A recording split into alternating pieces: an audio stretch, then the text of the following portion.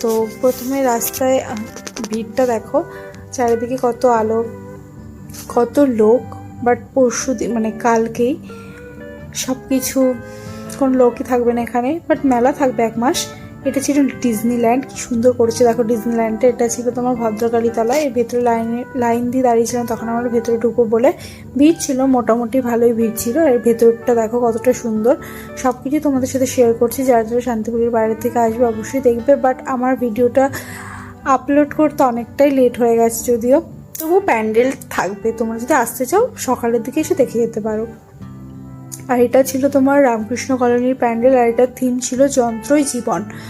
তো এই থিমটা ছিল খুব সুন্দর, ভেতরটা সত্যি খুব দারুণ ছিল, লাইটিংয়ের জন্য বেশি খুব ভালো লাগছিল দেখতে। আর ভিড়টাও ছিল, লাইন পড়েছিল প্রচুর। আর আমরা এখানে পাস নেওয়ার জন্য দাঁড়িয়েছিলাম, আমাদের একটা ফ্রেন্ড ছিল, দিচ্ছিল আমাদের। তো এটা নিয়েই আমরা ভেতরে ঢুকবো। ভেতরটা